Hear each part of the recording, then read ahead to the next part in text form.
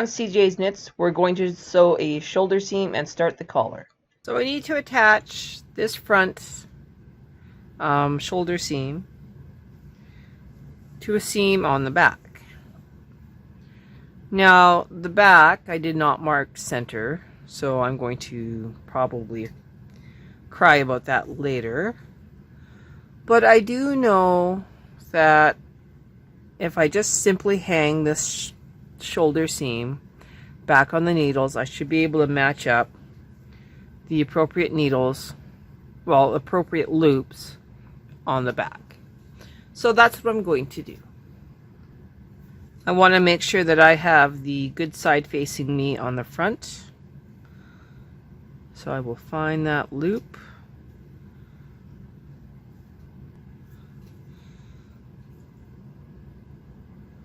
So that's the good loop. Let's mark it at 20. You know what? It's okay. I'm going to put it at 30. Okay, that one is marked.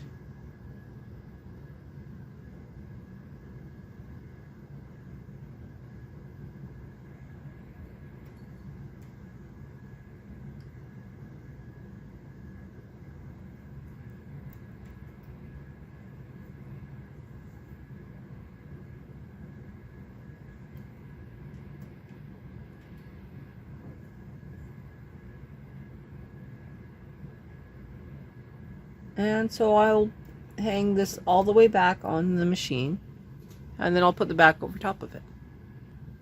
Okay, so I hung the front, and now I'm going to hang the back. Now, this is the good side is to me. I know this because of how I have it sitting, so that was the good side. Okay. Now I want to have the wrong side of the back. So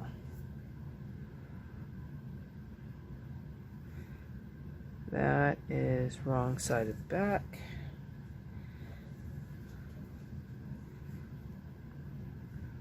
Facing towards me. Double check with the bottom here. Yes, so purl side to me for the back. Starting at the far side and working my way to the good side. Okay. So that one's on there first. And then this one. Am I right?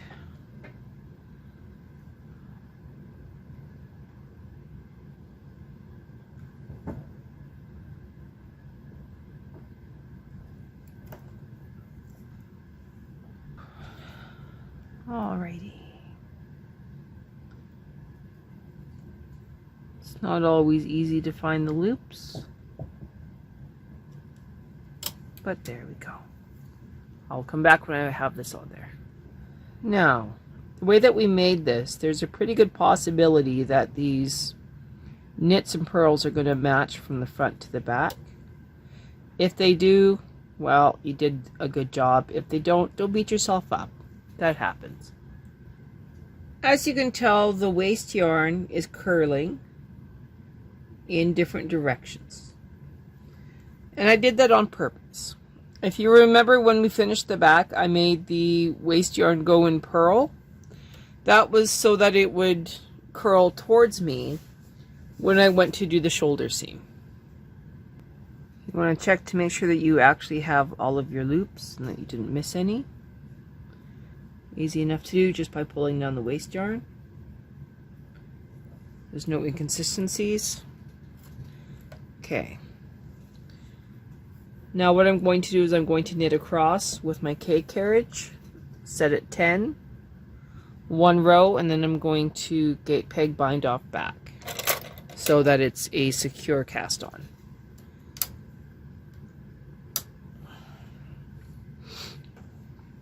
At this time, you could tuck in or weave in your yarn tails, But I'm actually going to do that when I do the sleeves.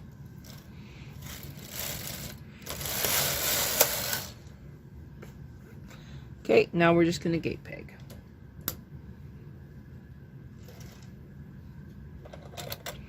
If you feel that this yarn is, well, these pieces are jumping up, feel free to use a claw weight and weigh them down. Here, I'll show you. Just for peace of mind.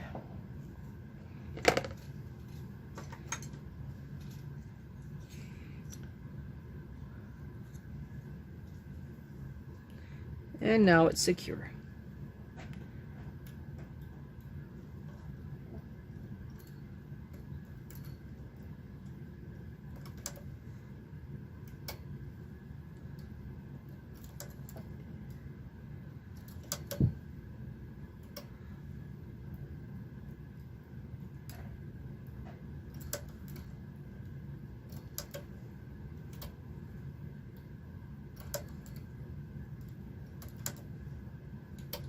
So that's how hard it is to do a shoulder seam. I'll come back when I get closer to this side.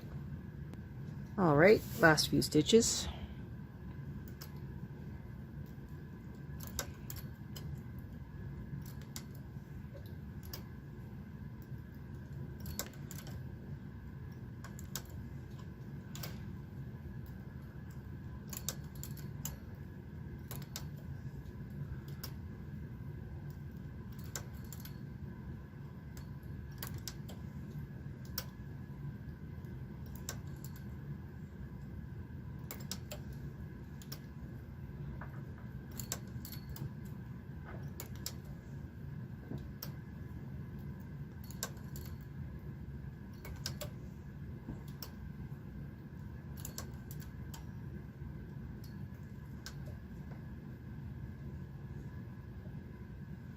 Okay, now we're through there. Come out one more time and lock it in.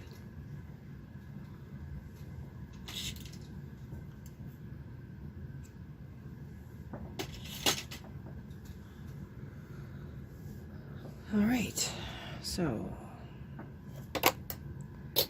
pulling that through, putting that down.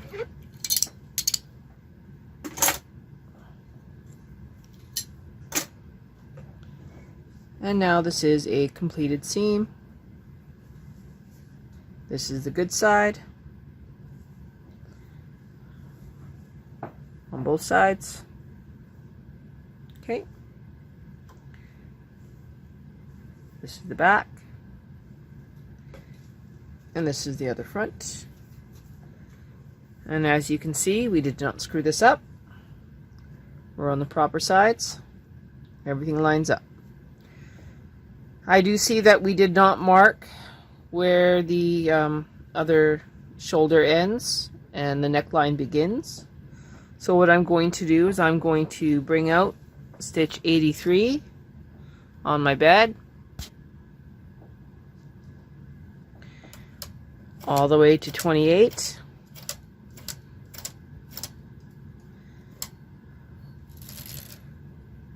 And I'm going to hang the back stitches back on these needles, and then when it stops at 28 I will mark that as where I stop my neck. Sure, I could just count them, but I don't like counting, especially not on a weekend. Alright, so that should be number 28.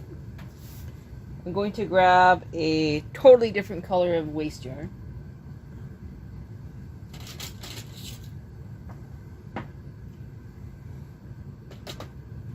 And I'm going to mark it on the purl bump underneath that stitch so I don't interfere when I go to seam it up. And that should be pretty close. Even if I am just off a little bit here, I can always double it up when I go to do the shoulder seam. Okay, now we're going to do the collar. This collar is supposed to be 70 by 70.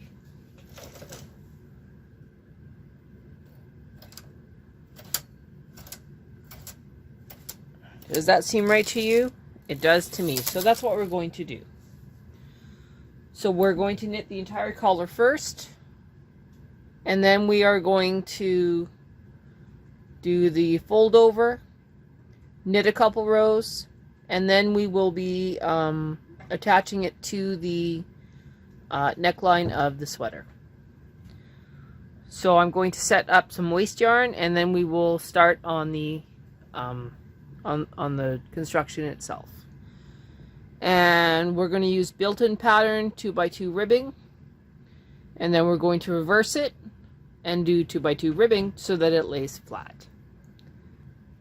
So normally I would put every second stitch out of work for the waste yarn, knit on my contrast yarn or my main yarn, knit the piece, and then leave these nice little holes and just let them disappear into the work.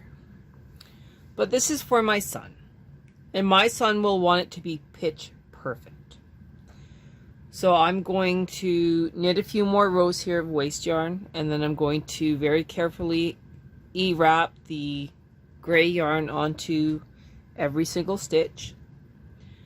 And then when I do the fold over, I will have to merge every single stitch onto every single needle in order to make him happy, because that's what you do for your kids. So what are we going to do? We're going to turn on the machine. We're going to go step. We're going to say cancel. We're going to put in 5, 3, 4. We're going to press step, step, and that is the pattern that we are going to use for this entire collar. When it is time to flip it over, we will press KHC, and that will reverse the knits and purls so that this collar lays flat. For the cast on row of the garter carriage, I'm going to press Memo. I'm going to let it do the E-wrap across, and then I will press Memo again, turn it off, and then we will knit the appropriate number of rows before we do a fold over row. For the fold over row, we need to make sure that we knit in purl, so we will have to turn off the machine, let the garter carriage knit an entire purl row, and then we'll turn back on the machine, reset so that the machine is on the other side of the return mark or turn mark, and then make sure that we reverse the knits and purls. It seems really complicated. It's really not. I might knit 15 rows. I'm not quite sure. We'll see how I feel about the length of it. Okay, let's talk about the settings on the garter carriage. You're knitting circular, single direction, and C for circular. I have one row marked into the counter. When I press go, it will start moving to the left, even though that says go to the right. Not sure exactly how this magic happens, but those are the settings that I'm going to use. I'm going to reset my stitch tension to 6. Actually, I'm going to mark it down to 5. I'm going to put it at 5 and let it do its thing.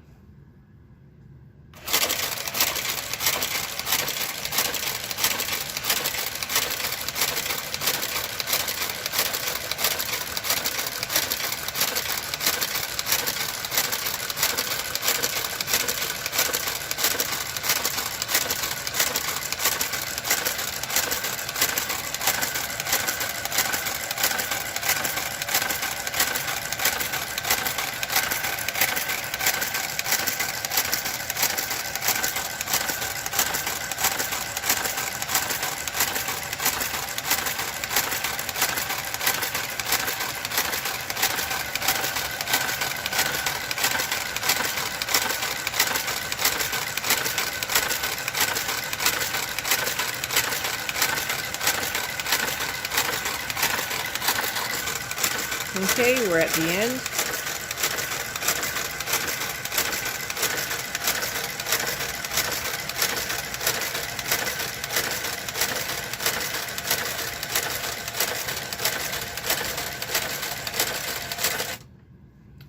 All right.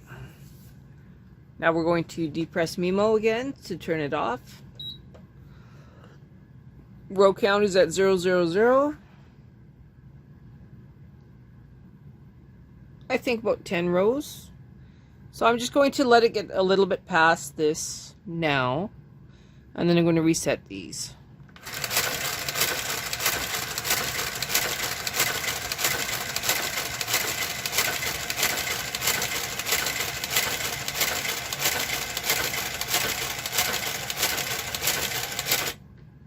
Okay, so we're still going to be going that way.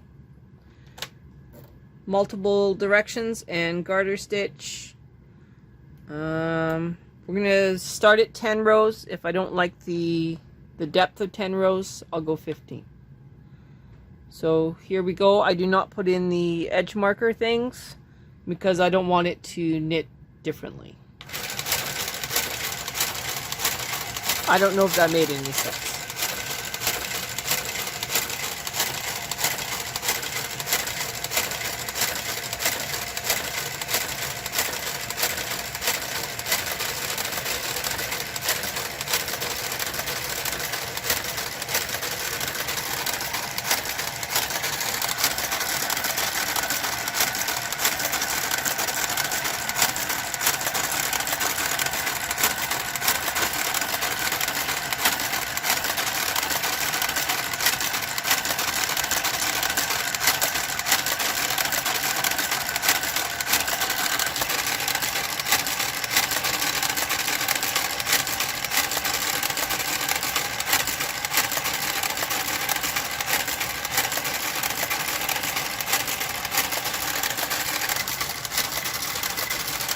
Now it's just going to keep going back and forth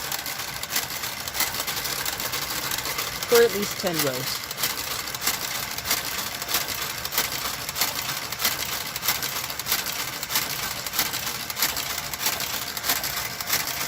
Okay, I'm only at 8 rows thus far.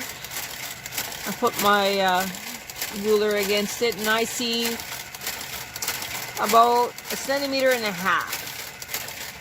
So 10 rows, I would never be happy with a 10 row fold over. So I'm going to go 15 rows before I do the fold over part.